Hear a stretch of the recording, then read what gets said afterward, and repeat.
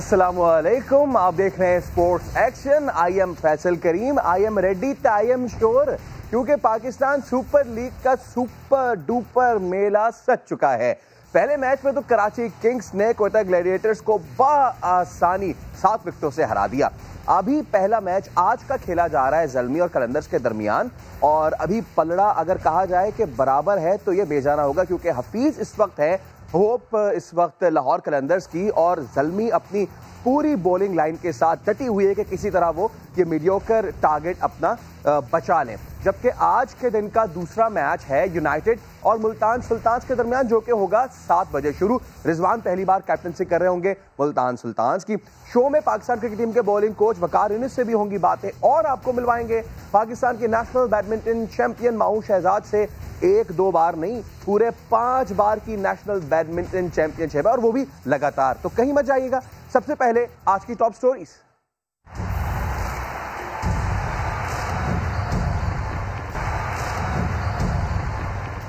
Top stories आपने जानी। PSL के आज के पहले मैच की हम बात भी करेंगे, लेकिन कल जो मैच हुआ है, कराची किंग्स ने कोयटा ग्लैडिएटर्स को बआसानी 7 विकेटों से हरा दिया। अरशद इकबाल मैच के बेहतरीन खिलाड़ी करार पाए। रिपोर्ट तो आपने देखी, जरा इस पे बात कर लेते हैं कि ग्लैडिएटर्स से गलती कहां हुई।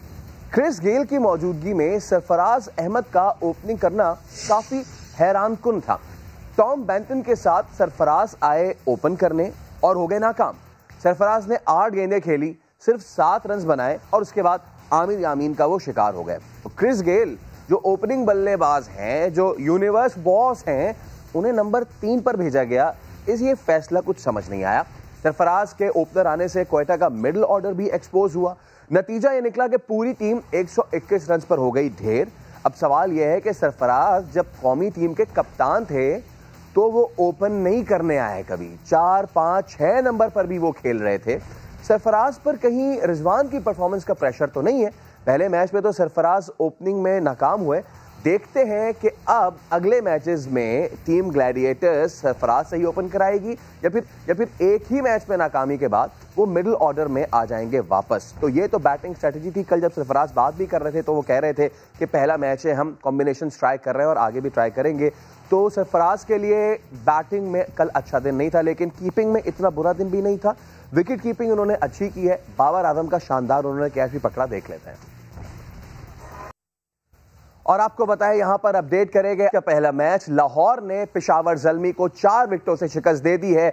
बहुत ही मीडियोकर किस्म का टारगेट दिया था। पेशावर ज़ल्मी ने 141 रन बनाए थे, और शुरू में जरूर लाहौर कलंदर्स को स्ट्रगल भी हुआ, जिसके बाद मिडिल ओवर्स में भी उन्हें बहुत ज़्यादा स्ट्रगल करना पड़ा। लेकिन अब प्रोफेसर हफीज ने बहुत ज़्यादा इनिंग्स को ग्लूड इन रखा, जिसके बाद अब लाहौर कलंदर्स पहला मैच जीत गए हैं। तो अगर देखा जाए तो पिछले साल की जो दोनों फाइनलिस्ट थी, कराची और लाहौर, वो अपना पहला मैच जीत चुकी हैं, और हफीज के साथ राशिद खान ने बड़ी अच्छी उनकी परफॉर्मेंस रही, और उन्होंने ये मैच बिलाखिर लाहौर कलंदर्स को जिता दिया। तो दूसरा मैच पेशावर ज़ल्मी लाहौर कलंदर्स का, और पेशावर जो है ये मैच हार चुकी है। कलंदर्स ने टॉस जीतकर फील्डिंग का फैसला किया था, और ज़ल्मी के अगर आगाज की बात की जाए तो बहुत ही मायूस कन रहा था, क्योंकि विद इन 5 ओवर्स आपकी 3 विकेटें गिर जाएं तो फिर आगे इनिंग्स बिल्डअप करना बड़ा मुश्किल हो जाता है। पहले ही गेंद पे शाहिन शाह अफरीदी ने इमाम उल हक को पवेलियन की राह दिखाई, जिसके बाद कामरान अकमल, जिससे बड़ी हाई होप्स थी, वो भी एक फ्लिक मारते हुए 5 रन पे आउट हो गए। हैदर अली एक बार फिर बहुत ज्यादा इन पे फोकस है, लेकिन वो भी 0 पे आउट हुए। और शुएब मलिक अच्छा सेटल इन हो गए थे, लेकिन एक कट करने के चक्कर में वो 26 रन बनाकर आउट हुए। 6 विकेटों पर 140 रन बना सकी। 141 रन का टारगेट दिया। शाहिन शाह अफरीदी ने 3 शिकार किए।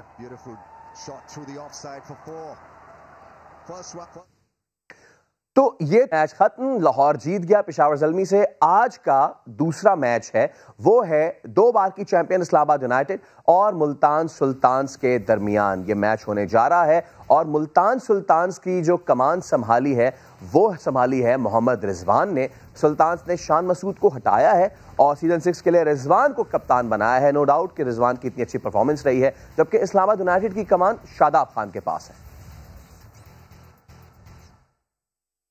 इसके अलावा पाकिस्तान टीम के बॉलिंग कोच वकार यूनिस, उन्होंने भी हमारे शो के लिए बात की। हमारे नुमाइंदे अब्बास शब्बीर को उन्होंने इंटरव्यू दिया है। पीएसएल को पाकिस्तान का सबसे बड़ा ब्रांड करार दिया है। मोहम्मद आमिर के रिटायरमेंट पर भी उन्होंने बात किया, ये देखते हैं। प्रोग्राम स्पोर्ट्स सेक्शन में आज हम बात करेंगे बॉलिंग कोच वकार यूनुस से। थैंक यू वकार भाई। पीएसएल से निकलेगा मटेरियल आपके लिए? I'm sure श्योर कि निकलेगा, क्यों नहीं निकलेगा। हम लोग हमेशा PSL is a big brand, is a big product हमारे मुल्क का, और हम इस पर हमेशा नज़र रखते हैं, स्पेशली वाइट बॉल क्रिकेट के लिए। तो इस पर ज़रूर देखेंगे कि इसमें कौन कौन से लड़के परफॉर्म कर रहे हैं और किस किस्म की परफॉर्मेंस हो रही है। शाहीन आफरीदी पे वर्कलोड की बात होती है, क्या समझते हैं? काफ़ी वर्कलोड है उस पर, बीइंग अ बॉलर उसको रेस्ट देना चाहिए? प्रोफेशनल जो क्रिकेट है उसका स्पैन बहुत छोटा होता है, यू नो, ओवरऑल आजकल स्पेशली क्योंकि ये T20 क्रिकेट और इतनी ज़्यादा क्रिकेट हो गई है कि स्पैन बहुत छोटा होता है। Even cricketers don't want to miss any cricket, of course अपनी जगह के लिए भी, और प्लस फिर उनकी अच्छी फॉर्म लगी हो तो आप भी नहीं चाहते कि वो बाहर बैठे अगर अच्छी बॉलिंग कर रहे हैं। तो is learning, is only very young, is only into his early 20s। तो आई थिंक वर्कलोड पे नजर है। मोहम्मद आमिर ने भी इसी वर्कलोड को जवाब बनाया, टेस्ट क्रिकेट से रिटायरमेंट ली। क्या वजह है? I mean some bodies cope differently, some minds cope differently। तो आई फील कि वो जिस तरीके से वो आई गेस उसने सोचा कि उसको उसकी बॉडी नहीं कोप कर सक रही 4-5 डे क्रिकेट को, and he wants to play only 1 day cricket. You know that's entirely up to him। तो हम उस पर तो कुछ नहीं, कोई भी कुछ। वो तो आपको और मिसबा को वजह बताता है अपनी क्रिकेट छोड़ने की। वजह तो फिर आप कोई भी बता सकते हैं ना। You know I don't know, I do not understand his thinking. We always welcomed him. अगर वो नहीं खेलना चाहता तो nobody can force anyone to play. So you know, and he is also retired from white ball cricket also. Just I don't know उसने गुस्से में ये डिसीजन किया है या सोच समझ के डिसीजन लिया है, we don't know, but it's very sad. वो तो आपके रवैये के ऊपर शिकायत करता है कि रवैया जो है वो मेरे लिए काबिल बर्दाश्त नहीं है, और जब तक मिसबा और वकार हैं मैं नहीं खेल सकता। मेरी समझ से बाहर है कि किस किस्म का रवैया उसको चाहिए। You know, you are playing for the country, you serving country. You know, आपके जब सितारा लगा होता है चेस्ट के ऊपर, फिर आप ये जो चीज़ें हैं ये आई थिंक ये माइनर हो जाती हैं। You go out there and play for your country. मुझे अगर कहीं मिलेगा तो मैं पूछूंगा ज़रूर कि रवैया कैसा ख़राब था, क्योंकि मुझे नहीं इल्म के कैसा रवैया उसको चाहिए या मुझे कैसा रवैया उसके साथ रखना चाहिए। 2021 में बहुत सारी क्रिकेट है, 2022 में भी, 2023 में 50 ओवर वर्ल्ड कप है, यानी लंबी क्रिकेट है। तो अपने बॉलर्स को कहाँ पे रेट करते हैं? आई थिंक बॉलिंग जो हमारी है स्पेशली वाइट बॉल क्रिकेट में it's very good. I think it will get better and better with the time, because कुछ लड़के ऐसे हैं जो बीच में टीनेजर्स हैं अभी भी, तो उनको थोड़ा सा टाइम लगेगा, ग्रूमिंग में थोड़ा टाइम लगेगा। एंड आई थिंक आने वाली क्रिकेट जब जो खेलते जाएंगे, जिसमें हसनैन है, यू नो, शाहीन अभी I think it needs to be more grooming, जिसमें आपके मुस्ता वगैरह हैं, यू नो, ये सारे क्रिकेटर ऐसे हैं जो कि अभी इन्होंने, you know, the best still to कम।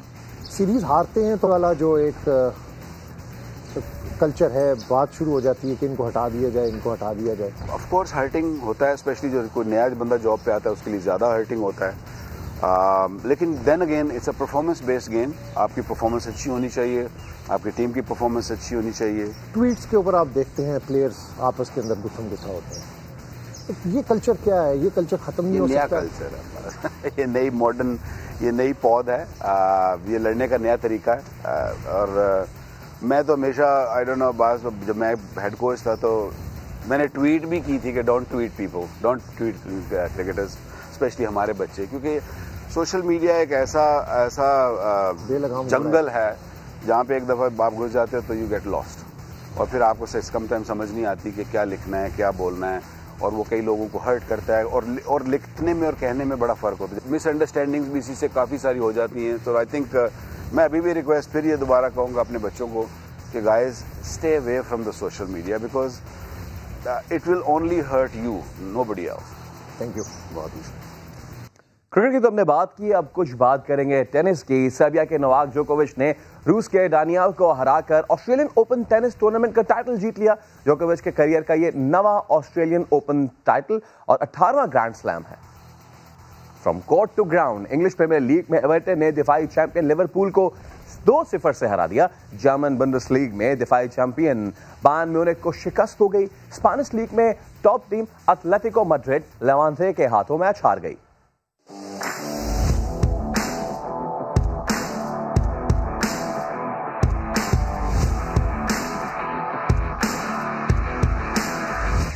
आज हमारे साथ मौजूद हैं, एक नहीं, दो नहीं, तीन नहीं, पूरे 5 बार की नेशनल चैंपियन बैडमिंटन की माहूर शहजाद। उनसे बात करते हैं। अस्सलाम वालेकुम माहूर, कैसी हैं? वालेकुम सलाम, मैं ठीक, आप कैसे हैं? मैं बिल्कुल fine. I am absolutely thrilled to have a national champion in our show, और वो भी एक बार की नहीं, 5 बार की नेशनल चैंपियन। तो आपने आदत बना ली है, कैसा लगता है बार बार जीतना?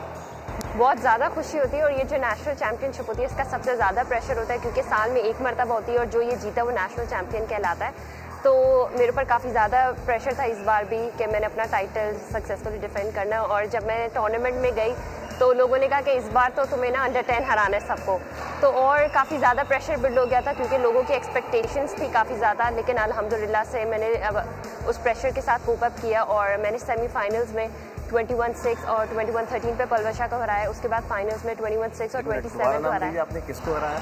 पलवशा बशीर का, जो कि अपने आप में एक बहुत बड़ी अचीवमेंट है, वो भी पाकिस्तान का एक बहुत बड़ा। तो मतलब पहला गेम मैंने उनको अंडर 10 हराया 6 पे, दूसरा गेम 21-13 और फिर फाइनल्स में भी दोनों सेट मैंने अंडर 10 हराया गजाला को। तो ये नहीं कि मैंने सिर्फ अपने मैचेस जीते बल्कि मैंने under 10 ji.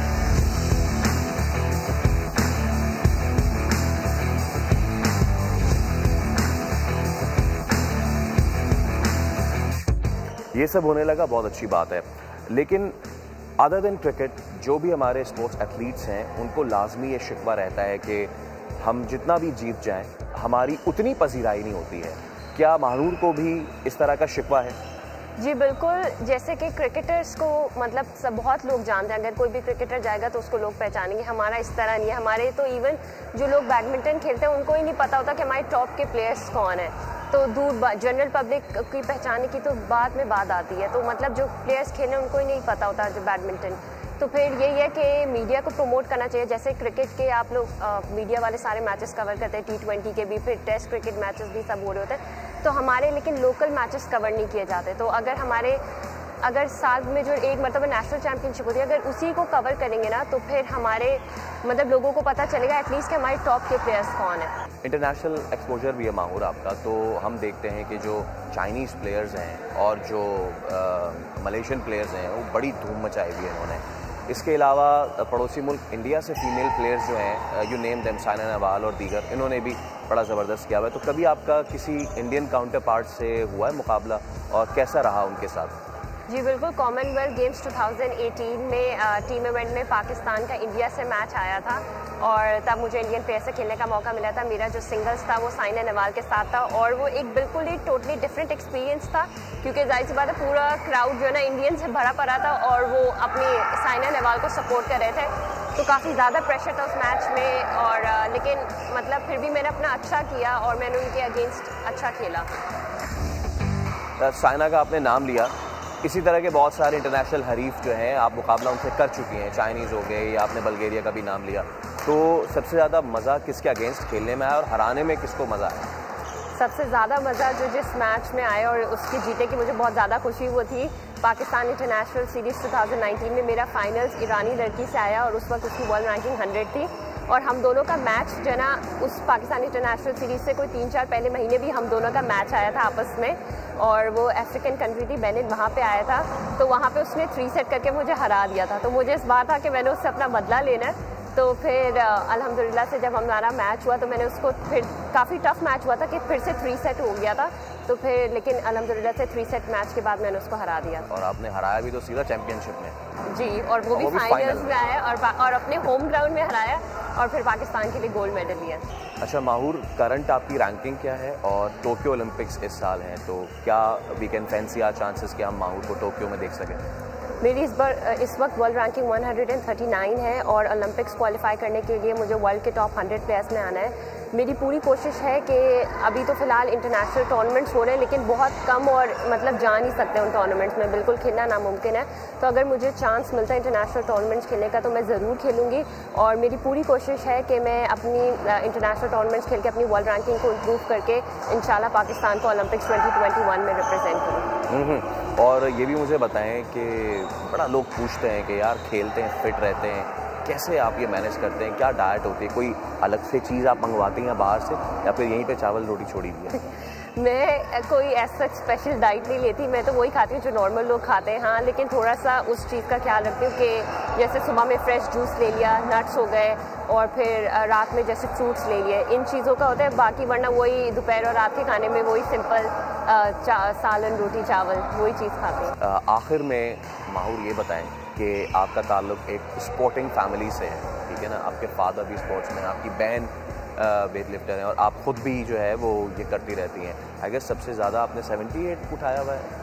Please correct me if I am wrong. हाँ, जो मैंने जो स्क्वाट लगाया हुआ है वो 84 से भी लगाया हुआ है। 84 से भी लगाया हुआ है। 84 5 बार? नहीं, वो मैक्सिमम 1 रैप था, तो वो 84 से लगाया हुआ है और 5 बार 78 से लगाया है। ओके, तो 84 उठा लेती हैं आप, ठीक है? ये बाहर वाले जो लड़के समझते हैं ना लड़कियों को नाजुक, ये उनके लिए सीधी सीधी वार्निंग है। तो माहूर, स्पोर्टिंग बैकग्राउंड से होना कितना ज़्यादा इम्पॉर्टेंट है, कितनी सपोर्ट मिलती है, आपको ये बताएं। देखिए, मैं बैडमिंटन में इसलिए आई क्योंकि मेरे पापा ने जूनियर लेवल तक बैडमिंटन खेला था और फिर उन्होंने मुझे स्पोर्ट में डाला। तो अगर मेरे पेरेंट्स मुझे स्पोर्ट में ना डालते तो मैं ना कभी बैडमिंटन खेलना शुरू ही नहीं करती, ना इस लेवल तक पहुंचती। तो मैं अपना सारा क्रेडिट अपने पापा और मैं अपनी मामा को दूंगी, और उस फैमिली की सपोर्ट आना काफ़ी ज़रूरी होता है। और जैसे कि पापा मुझे काफ़ी ज़्यादा गाइड करते हैं। अभी भी मतलब कल रात ही बैठ के हम लोग डिस्कस कर रहे थे कि तुमने ये मैच खेला, तुम्हारी इसमें ये वीकनेस थी, तुम्हें यहाँ पे इम्प्रूव करने की ज़रूरत है। तो हम लोग दोनों मिलके, पापा और मैं मिलके अपना ट्रेनिंग प्लान भी डिसाइड करते हैं, अपने वीकनेसेस पे काम करते हैं, और टूवर्ड्स भी हम लोग मिलके ही डिसाइड करते हैं। तो फैमिली की सपोर्ट होना काफ़ी ज़रूरत है। तो thank you so much Mahur आपके वक्त का। लेकिन इससे पहले कि आप जाएं, वैसे तो हमें खेलना ज़्यादा आता नहीं, तो क्यों ना एक छोटा सा मैच हो जाए, और आपने देखें इस मैच जो है ना वो नीचे मारना है, मुंह पे नहीं मारना। जी ज़रूर। मुझे तो यूं ही स्मैश पड़ते रहेंगे, क्योंकि पाकिस्तान नंबर 1 के साथ खेलना आसान काम नहीं है। तो मैं थोड़े और स्मैश खाने की प्रैक्टिस करता हूँ। आज के स्पोर्ट्स सेक्शन से इतना ही। अल्लाह हाफिज़।